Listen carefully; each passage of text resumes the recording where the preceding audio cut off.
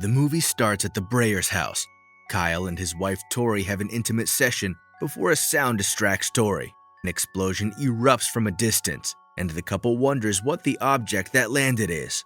The scene changes to videos of Brandon, Kyle, and Tori's sons growing up. Years later, Tori looks for her son but can't find him in his room.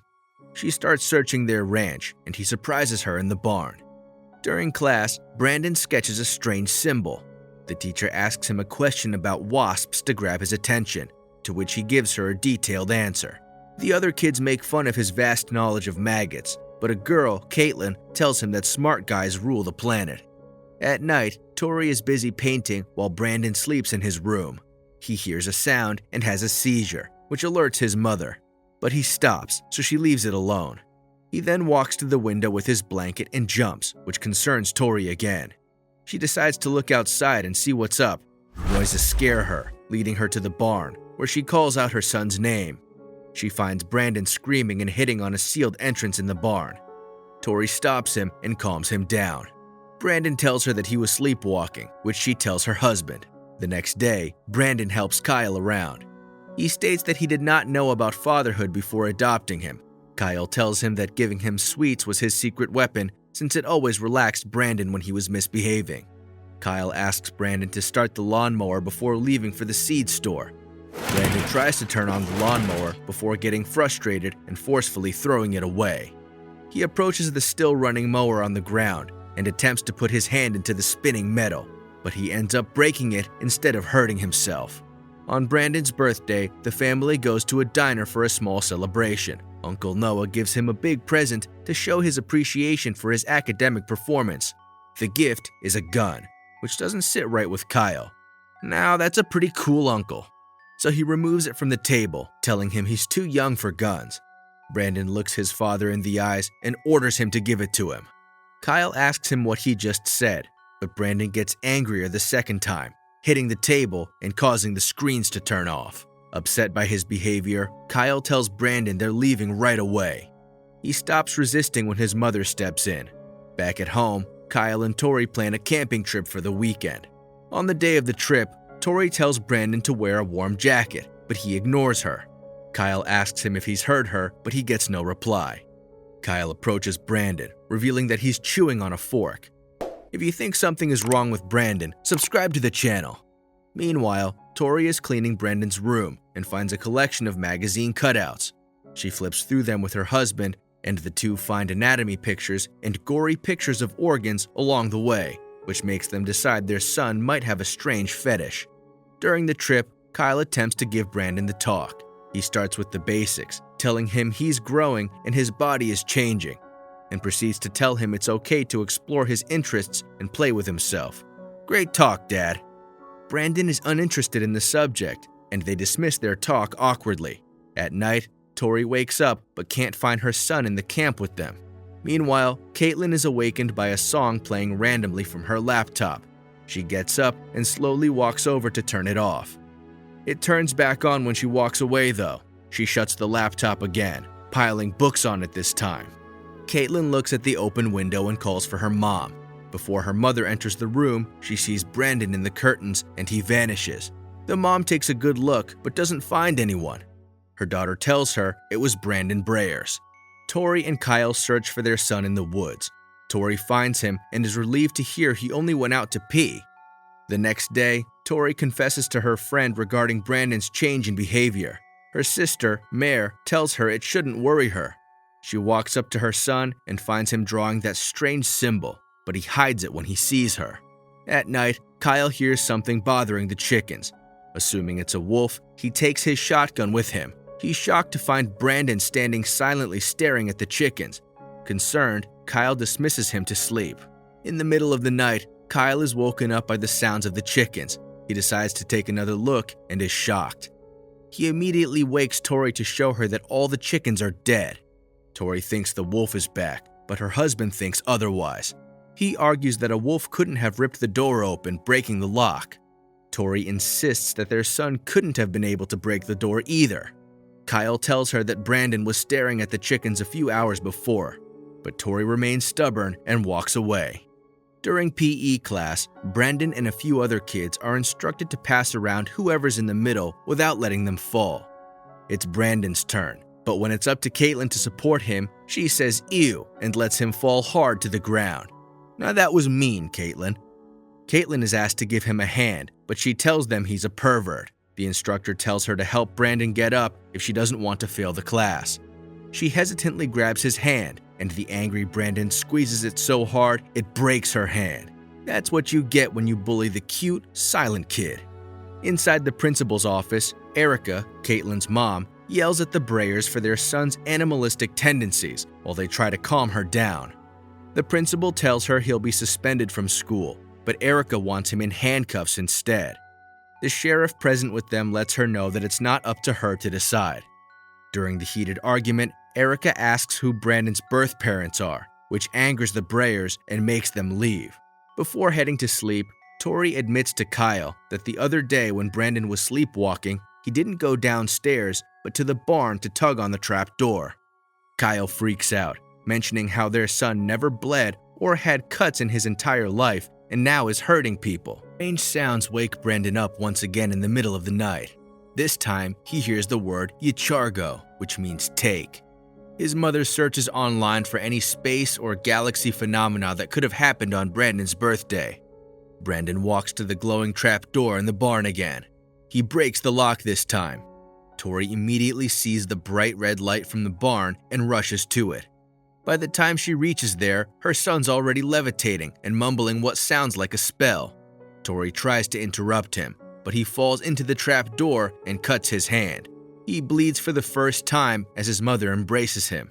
Brandon asks her who he is and what the thing inside the door with them is. It looks like it's time to spill the beans, Tori. Tori explains that when she and Kyle got married, they couldn't have any children and spent a while trying to have one. She reveals to him that he wasn't adopted from an agency, but landed from the sky in that object instead.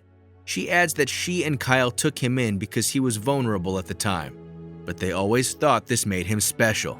Brandon quietly lets her finish before yelling at her for being lied to. He goes around the house breaking frames and objects as Tori tells Kyle that it's because he found out. Brandon leaves the house, telling himself he'll take over the world. In her bed, Caitlin writes an essay about the lack of justice in today's world. Her laptop glitches and she sees Brandon holding flowers in her room when she shuts it. He warns her not to scream before telling her what he learned that night. He claims she's the only one who thinks he's special, and it won't be long before everyone else does too. She cries and says her mother told her not to talk to him. He vanishes after telling her he'll take care of that. If you think Brandon is up to no good, subscribe to the channel. Erica is closing up the diner when she feels like she's being watched. She then sees Brandon's symbol all over the windows, which she thinks is someone trying to mess with her. The lights start flickering, and a light bulb blows as she looks at it. A piece of glass lands in one of her eyes. She tries to remove it, cutting her eye in the process. She tries to fight with a bat, but he's too fast and doesn't stay in one place. She decides to run away instead. She enters the storage room and seals it. When she finally thinks she's safe, a laser beam cuts the metal door in half, revealing Brandon with a mask on his face. The following day, Tori and Kyle are approached by Brandon, who tells him he's cool with everything and needs some time to think. This relieves the Breyers in the meantime. Back at the diner, the sheriff is looking for Erica. She's been missing, and her daughter's too scared to give a statement. The sheriff notices the symbol on the window. His aunt is inside Counselor Mayor's office. Brandon's recent actions are questioned. He tells her he thinks his parents aren't from Earth, but from somewhere possibly superior. He also believes what he did to Caitlin is justifiable since bad things happen to people for a good reason. Mayor tells him to stop acting up because she has to let the sheriff know he isn't violent and can't just let him act however he wants because he's family. This angers Brandon. He can't even sleep at night. Meanwhile, Kyle is at the bar with his friends playing pool. Noah, Mayor's partner, leaves the party. Tori is at home and looking for her son as always. Lights flicker on Mayor at night in her home, and the motion detector reveals that there's someone in the backyard. When she looks out the window, the light outside turns off and there's a knock at the door. She hesitantly opens the door to reveal that it's Brandon. He tells her that talking to the sheriff can't ever happen if she cares about everyone's well-being, especially hers. Mayor dismisses his threat and tells him to go home safe and let her do her job. You better take his advice, Mayor. Brandon tells her to stay safe as well, and she shuts the door. Back inside, the motion detector tells her someone is in the backyard again, and the lights turn back on and off. This angers her, and she goes outside to see if Brandon is behind this. She doesn't find anything, so she returns to bed. Brandon creeps up on her while she's sleeping before Noah arrives. He brushes his teeth in the bathroom before he notices something entering the closet. He finds Brandon inside with the masks and snaps at him, regardless of the claim that Mare was helping him with homework. Noah aggressively takes Brandon out of his home and asks him to enter the truck. Brandon asks him if he'll tell his parents. Noah doesn't say he won't, so the lights begin flickering. Brandon wears his mask again and shoves Noah into the garage door just by using his eyes.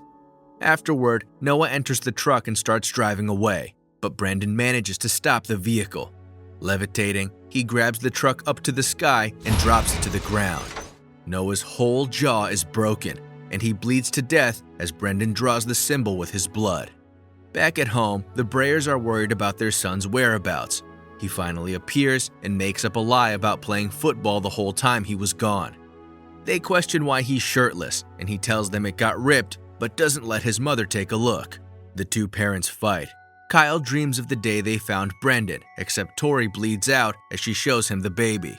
Noah's death saddens everyone but Brandon, making Kyle angry because he is his friend. He confronts the kid about being at Mare's house that day, and the two ask him if he knows anything about Noah's death. Brandon throws his father to the wall out of anger. While Brandon takes a shower, Kyle steals the shirt he was hiding from them the night Noah died and finds blood on it. Brandon almost catches him, but he makes a fake apology and leaves. He shows the shirt to Tori, and she blames Noah's death on Kyle, who let him drive home drunk. Kyle is done and claims that Brandon's not their son, but something they found in the woods. At the station, the sheriff connects Erica's missing case to Noah's death by noticing the symbols of whoever's leaving them behind. Kyle reflects on his son's childhood and tells Tori he wants to take him to the woods for some father-son bonding. After they leave, the sheriff asks Tori if she knows the symbols they keep finding. Tori denies ever seeing it. The sheriff asks if the double B may stand for Brandon Brayers.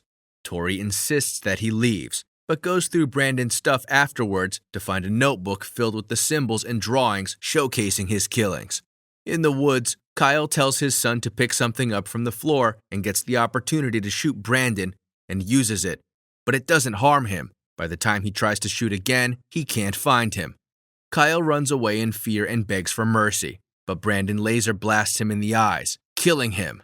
Tori calls Kyle telling him he was right about their son being a murderer. But it's Brandon listening to her, floating over their house. He attacks the house as his mother tries to find safety. She calls 911 and screams, which gets the police to arrive. The sheriff and another officer reach the house to see what's happening. As the sheriff is standing on the porch, he is suddenly killed as he approaches Tori. The other officer requests backup, but doesn't get the signal across. She's then brutally murdered as well. Tori hides under the bed as her son levitates, looking for her. She then jumps out the window and remembers that the material from the ship is the only thing that can cut him. She runs to the barn, grabs a sharp piece from the spaceship, and sees a dead Erica hanging on the wall. Tori calls out for Brandon, telling him that she never stopped loving him and she thinks he was a blessing that fell on Earth. She tells him she thinks he's good inside and wants to hug her son. As they are hugging, she plans on stabbing Brandon in the back to end this madness. But before she stabs him, he catches her.